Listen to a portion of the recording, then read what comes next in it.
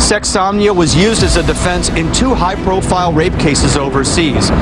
Sexsomnia. It sounds like a made-up disease, but ये सेक्सोमिया क्या होता है, आज हम इसी के बारे में बात करेंगे। Sexsomnia.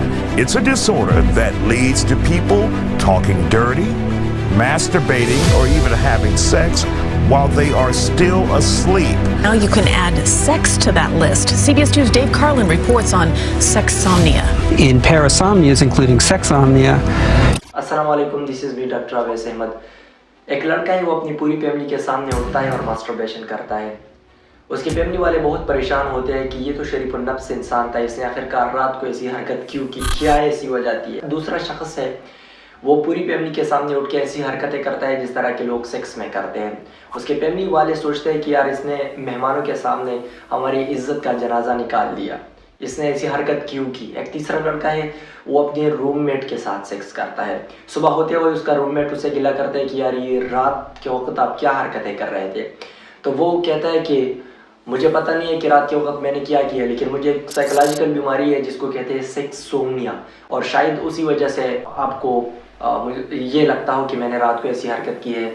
इन तीनों केसेस को सामने रखकर यकीनी तौर पर आप ये कहोगे कि पहले जो 2 लड़के थे वो कसूरवार थे और तीसरा जो लड़का था वो मासूम था, लेकिन हकीकत बिल्कुल इसके बरक्स है।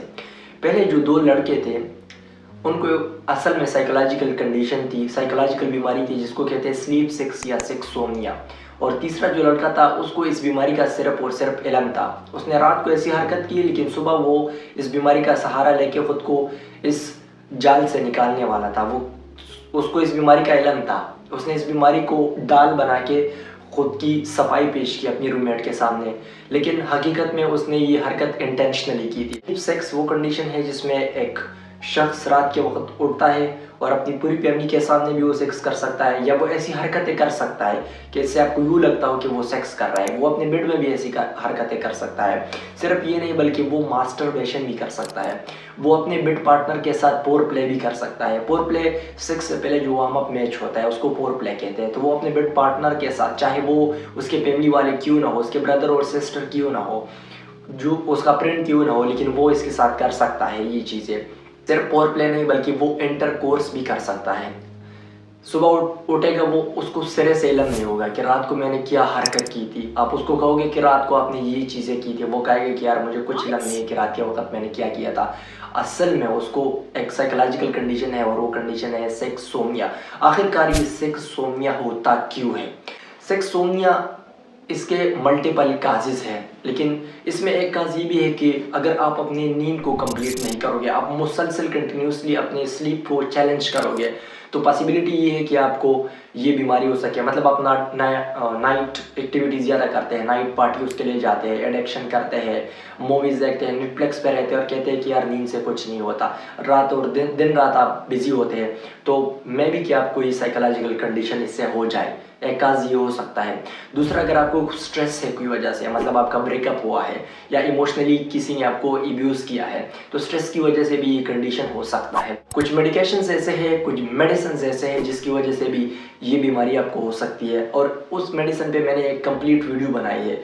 वीडियो का जो टाइटल है वो ये है कि why dance drug causes death, dance के ड्रग्स लोग क्यों लेते हैं। उस पर मैंने अलग वीडियो बनाई है, वो आप लोग देख सकते हैं कि टेसी और मोली कौन सी दवाई है और इसको लोग क्यों यूज़ करते हैं। तो अगर आप रिक्रिएशनल ड्रग्स ले रहे हैं, आप मोली एमडी में ऐसे ड्रग्स ले रहे हैं रिक्रिएशनल पर्पसेस के लिए, तो आपको फिर भी ये साइकोलॉजिकल कंडीशन हो सकता है। आपको कैसे पता लगेगा कि मुझे ये बीमारी है? सबसे पहली बात यह है कि आपको टेंशन लेने की ज़रूरत नहीं है। आपके जो करीबी लोग हैं वो आपको बताएंगे, आपकी फैमिली वाले, आपके फ्रेंड्स, कोई आपको बताएगा कि रात के वक्त आपने ऐसी हरकत क्यों की थी।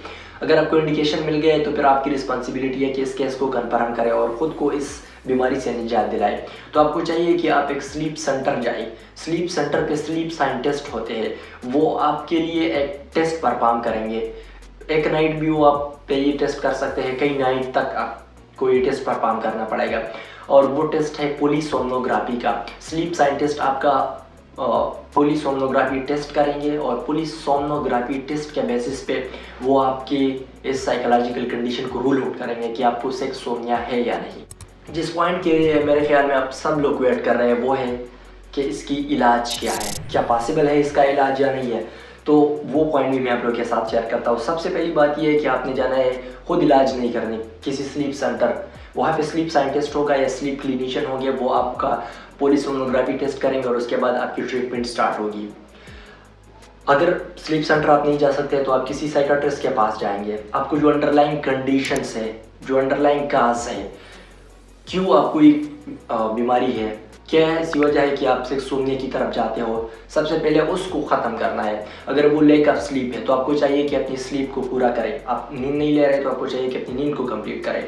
अगर स्ट्रेस है तो आपको चाहिए कि स्ट्रेस को ख़त्म करें, CBT के ज़रिए से, काउंसलिंग के ज़रिए से, मेडिसिन के ज़रिए से। अगर आप रिक्रिएशनल ड्रग्स ले रहे हो, एक टेसिमूली ऐसी ड्रग्स ले रहे हो, तो आपको चाहिए कि रिक्रिएशनल ड्रग्स को स्टॉप करें। खुदा न खास्ता आपकी फैमिली में ऐसा पेशेंट है या आप बजाते खुद इस बीमारी का शिकार है तो आपको चाहिए कि अलग रूम में सो जाए। अगर आपको अलग रूम अवेलेबल नहीं है तो एटलीस्ट इतना कर सकते हैं कि एक सेपरेट बेड में आप स्लीप को कंप्लीट करें, एक अलग बेड में जिसमें आपके साथ आपका फैमिली पार्टनर ना हो, जिसमें आपके साथ आपके सिस्टर ब्रदर ना हो, क्योंकि वो भी सफ़र करते हैं और आपकी भी इज्जत का जनाजा निकलेगा। आपको पता नहीं होगा लेकिन दोनों सफ़र करोगे, तो आपको चाहिए कि एटलीस्ट अपने बेड को तो सेपरेट रखें। तीसरी बात यह है कि आप अपना जो कमरे के डोर्स होते हैं उसको लॉक करें। ऐसा ना हो कि सेक्सोनिया के दौरान आप उठ जाते हैं और फिर पूरी फैमिली के सामने ऐसी हरकत करते हो। तो आपको चाहिए कि एहतियात के तौर पर आप अपने रूम के दरवाजे को भी बंद करें और अपने रूम के जितने विंडोज़ हैं उसको भी बंद करें। हो सकता है कि आप विंडो के ज़रिए से भी बाहर